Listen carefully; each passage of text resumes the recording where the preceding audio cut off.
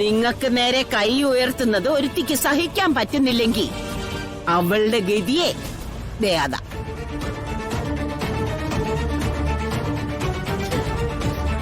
ഇനി സുകുമാരിയുടെ പ്രതികാരം തീർക്കും.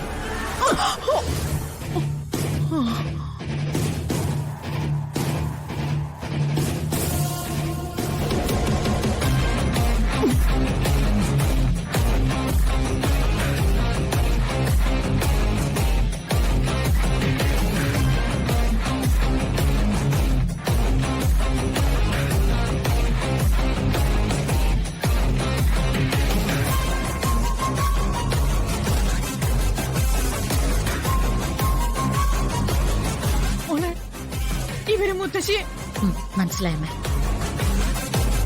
പ്രിയേ, നീയും മുത്തശ്ശിയും പ്രതികാരം ചെയ്യാൻ ഇറങ്ങി തിരിച്ചാണെന്ന് എനിക്ക് മനസ്സിലായി. പക്ഷേ ഈ നിൽക്കുന്നത് ഞാൻ ദൈവത്തിനെ പോലെ ബഹുമാനിക്കുകയും ആരാധിക്കുകയും ചെയ്യുന്ന എന്റെ മുത്തശ്ശിയാണ്. സ്വന്തം കുടുംബത്തിനെ കുറിച്ച് ഇവരെ അഭിമാനിച്ചിട്ടേ ഉള്ളൂ, അല്ലാതെ അഹങ്കരിച്ചിട്ടില്ല. സ്വന്തം കുടുംബത്തിന് വേണ്ടി ഇവര് പ്രാർത്ഥിച്ചിട്ടുണ്ട്, അല്ലാതെ പകരം വീട്ടാൻ പോയിട്ടില്ല.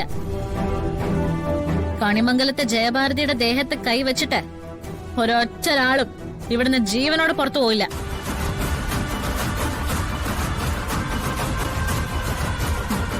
അടുക്കളയിൽ ഞാൻ കറിക്കത്തി ഉപയോഗിക്കുന്ന വേഗത കണ്ടിട്ട് അതിശയത്തോടെ നീ എന്നോട് ചോദിച്ചിട്ടുണ്ടല്ലോ, ഈ കത്തിയും ചേച്ചിയും തമ്മിൽ എന്തെങ്കിലും ആത്മബന്ധം ഉണ്ടോന്ന്.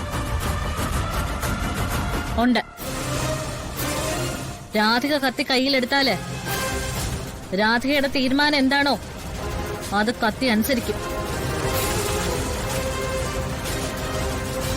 മര്യാദയ്ക്ക് നിന്റെ മുത്തശ്ശിയെ വിളിച്ചിവിടുന്ന് ഇറങ്ങിക്കോ, ഇല്ലെങ്കിൽ ചീന്തിക്കളയും ഞാൻ രണ്ടിന്.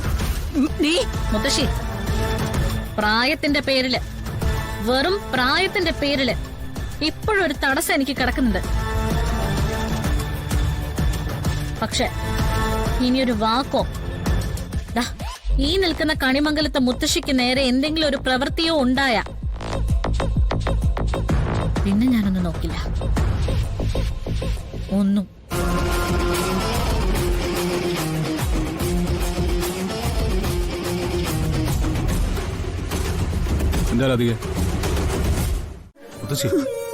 ഇവര് മുത്തശ്ശി ഇറക്കി ഇവിടെ വന്നതാണ്.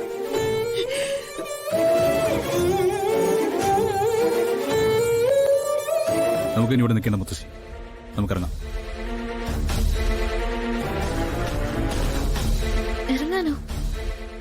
എങ്ങോട്ടേക്കിറങ്ങാൻ? എങ്ങോട്ടാണെന്ന് തീരുമാനിച്ചിട്ടൊന്നുമില്ല. പക്ഷേ എന്റെ മുത്തശ്ശി അപമാനിക്കപ്പെടുന്ന ഒരു സ്ഥലത്ത് ഒരു നിമിഷം പോലും എനിക്ക് നിൽക്കാൻ പറ്റില്ല. മോനെ, ഒരു നിമിഷം ഒന്ന് നിക്ക്. ഇവരല്ലല്ലോ ഇവിടുത്തെ കാര്യങ്ങൾ തീരുമാനിക്കുന്നേ. ഇല്ലമ്മേ, ഇനി മാറി ചിന്തിക്കാൻ എന്നെ കൊണ്ട് പറ്റില്ല. ഇവിടെ തിരുത്താൻ എന്നെ കൊണ്ട് പറ്റില്ലല്ലോ. ഏത് തെരുവിലേക്ക് പോയാലും എന്റെ മുത്തശ്ശിക്കൊപ്പം ഞാനുണ്ടാവും.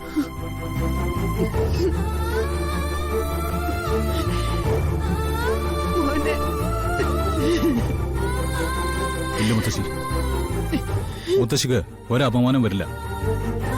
ഒന്നുപോലെ ഞാൻ നോക്കും, അതിനി തെരുവിലായ പോലും.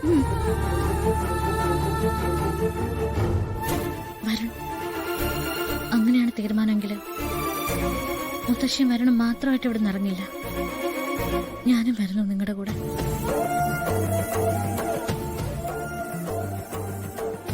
ഒരു 10 മിനിറ്റ് ഞാൻ എന്റെ ഡ്രസ്സോട് എടുത്തിട്ട് വരാം.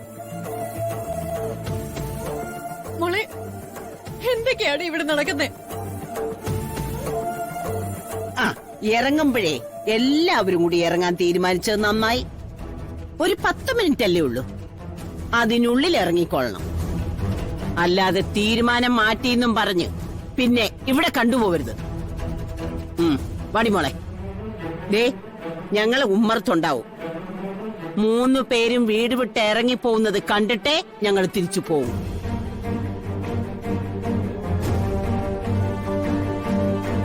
വടി.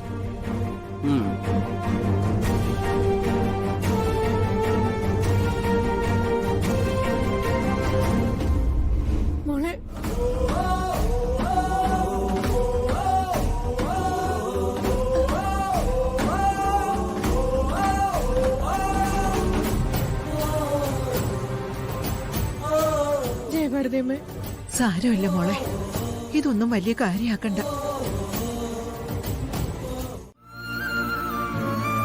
എന്ത് ചെയ്യാനമ്മേ? വരുണോടും മുത്തശ്ശിയോടും നീ ഒന്നും സംസാരിക്കും മോളെ. ഇവിടുന്ന് ഇറങ്ങിയിട്ട് അവരെങ്ങോട്ട് പോവാനാ? ഇവിടെ അപമാനിക്കപ്പെട്ടതിനേക്കാൾ എത്ര കൂടുതലായിരിക്കും തെരുവിൽ അവരെ അനുഭവിക്കേണ്ടി വരിക. അതൊന്ന് അവരെ പറഞ്ഞ് മനസ്സിലാക്കി കൂടെ നിനക്ക്. അമ്മേ, സുകുമാരി മുത്തശ്ശിയും പ്രിയങ്കയും കണിമംഗലത്തെ മഹാറാണി എന്നൊക്കെ പറഞ്ഞ് മുത്തശ്ശിയെ കളിയാക്കാറുണ്ടായിരുന്നല്ലേ? പക്ഷെ ഒരർത്ഥത്തിൽ അത് സത്യം അമ്മേ.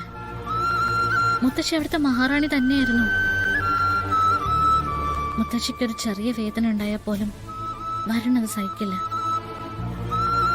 മുത്തശ്ശി ഇങ്ങനെ നാണം കിടുന്ന സ്ഥലത്ത് വരുണ നിൽക്കില്ല. അതൊക്കെ എനിക്ക് വ്യക്തമായിട്ട് അറിയാം. പിന്നെ ഞാൻ എന്ത് പറയാനാ? അച്ഛൻ പോലും സ്ഥലത്തില്ല. അച്ഛൻ തിരിച്ചു വരട്ടെ എന്തെങ്കിലും കരുതി കൂടെ നിനക്ക്. അച്ഛൻ വരുമ്പോ അമ്മ നടന്ന കാര്യങ്ങളൊക്കെ പറഞ്ഞാൽ മതി. മുത്തശ്ശിയും പ്രിയങ്കയ്ക്ക് ജയിക്കാൻ തീരുമാനിച്ചവരല്ലേ, അവർ ജയിച്ചുകൊണ്ടേയിരിക്കും. ദൈവങ്ങൾ പോലും ചില ദുഷ്ടന്മാരുടെ മുന്നിൽ തോറ്റുപോകാറല്ലേ? അതിലൊന്നും കാര്യമില്ല.